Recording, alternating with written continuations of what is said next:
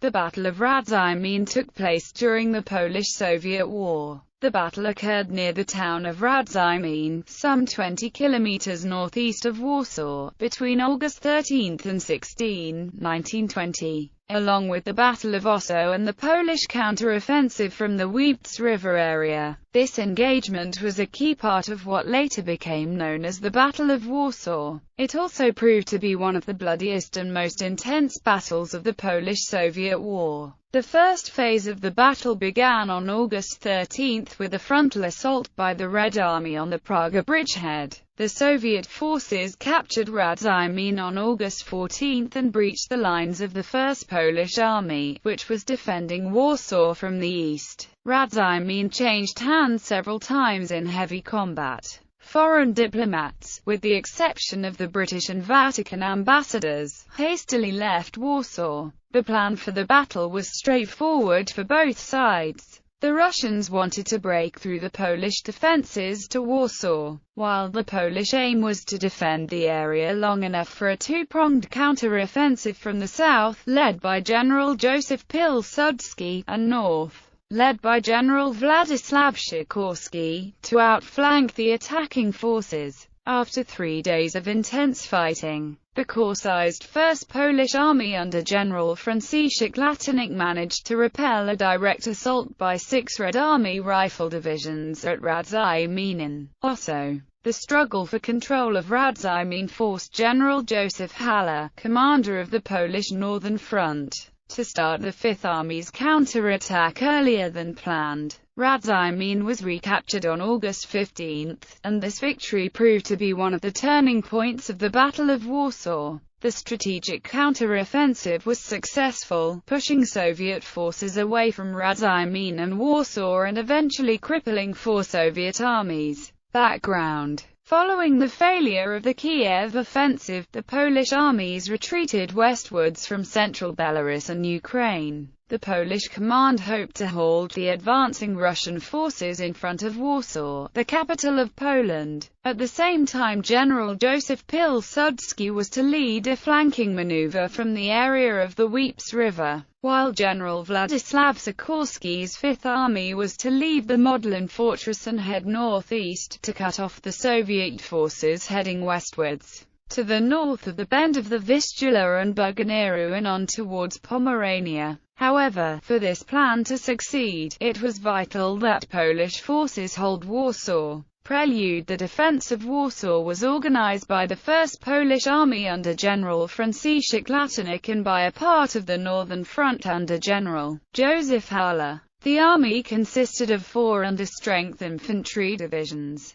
the 8th, 11th, and 15th, with the 1st Lithuanian Belarusian Division in reserve. In addition, it had at its disposal the battle-weary 10th Infantry Division, 2 air groups, 293 pieces of artillery and 3 armored trains. The city was to be surrounded by 4 lines of defense. The outermost ran some 24 kilometers to the east of Warsaw, to the east of Zegers Fortress, then along the river Żodza to Debał and south through Helenor, now Azana, and the Biała-Blota marshes east of Wołomin. From there it ran through Lesniakowiezna, dense forests occupied by artillery training grounds, and then along the Okuniew-Jasna-Vistula line. The second line ran a mile closer to Warsaw, along the lines of partially preserved First World War-era trenches built by German and Russian armies in 1915, separated by a no-man's land. It ran from the banks of the river Buganiru at Fort Beniamino, along the Struga-Zielonka-Rembetał-Zakrat-Falenica line. The 2 most prominent pivots of this line were the towns of Radzymin and Wołomin. The third line of defense ran in the immediate vicinity of the right-bank borough of Praga, while the Vistula River bridgeheads formed the final 4th line. The 11th Polish Infantry Division was dispatched to Radzymin on August 8 in order to prepare the city's defences for the expected arrival of Bolshevik forces, while the unit's corps was formed around veterans of the 2nd Polish Rifle Division of the French-equipped and trained Blue Army. It had been recently reinforced with fresh, but raw, recruits.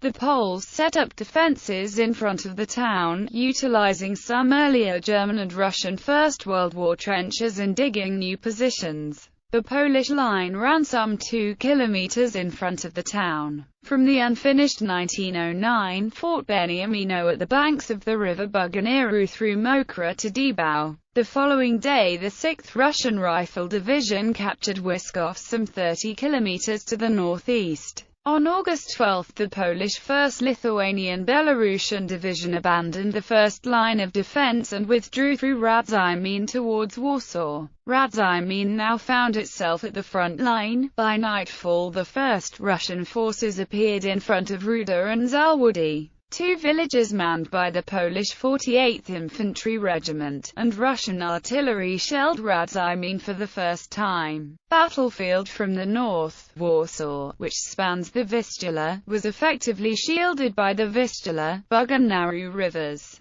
The Red Army's lack of modern engineering equipment for the river crossings inhibited a flanking attack of Warsaw from the west, which had been Russia's historical path of attack, towards Plock W. Loklok and Turin, where their forces could cross the Vistula and strike Warsaw from the west and northwest over permanent bridges there, while a ring of 19th and early 20th century Russian-built forts, part of the Warsaw Fortress, ran mostly along the western side of the Vistula. These fortifications lay in ruins. Russian forces began demolition in 1909 and had destroyed most by the time of their withdrawal from Warsaw in 1915. During the First World War, the most expedient approach for a large-scale assault on Warsaw was from the east. Terrain was mostly flat. Numerous roads converged radially along an arc from the Modlin fortress to the north, to Legionowo, Radzymin, and Minsk-Mazowiecki directly to the east. Meanwhile, the only permanent defenses in the area of Radzymin were the incomplete Fort Beniamino and a line of First World War trenches west of Radzymin, neglected since their construction by Russians and Germans in 1915. Opposing forces. The first and second lines of Polish defenses were manned by regular forces. These included 3 Polish infantry divisions,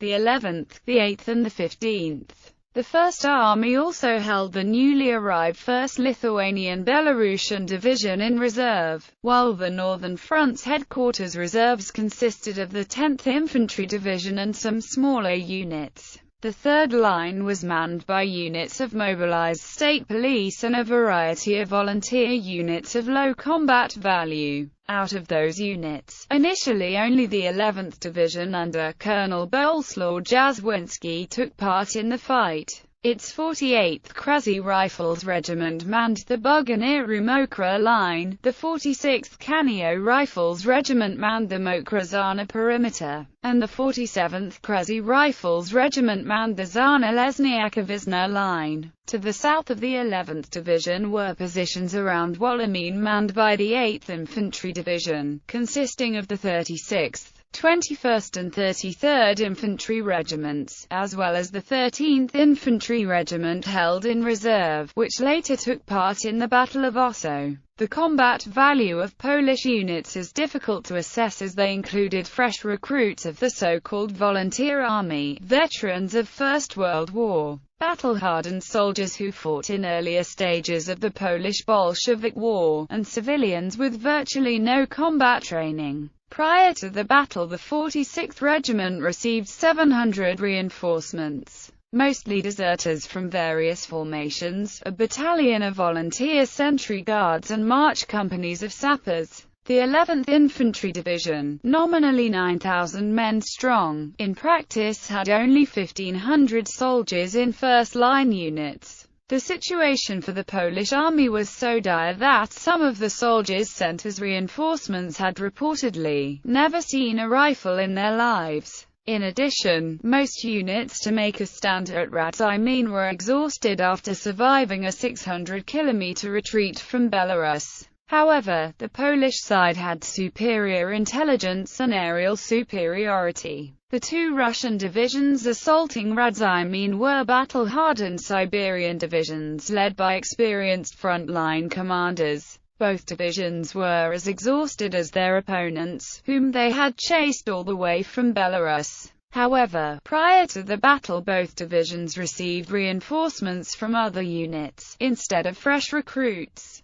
and were much superior in manpower to other Russian units on the Polish front. Later, in his monograph on the war, Marshal of Poland Joseph Pilsudski remarked that the commanding officer of the 27th Rifle Division had achieved what was unheard of in the Polish army, despite numerous attempts, putting rear echelons and stragglers of his division into frontline service. This was indeed a problem for both armies, as the number of bayonets and sabres, or soldiers fighting in the first line, was at all times smaller than the number of second-echelon troops. On August 15, Polish intelligence reported the strength of the Russian forces as 3 to 4 standard Russian divisions. Even post-war memoirs by General Elegovsky mention THRE Russian infantry divisions, that is 27 battalions, though admittedly under strength, against one of our own, though in fact the Russian forces only had 2 divisions.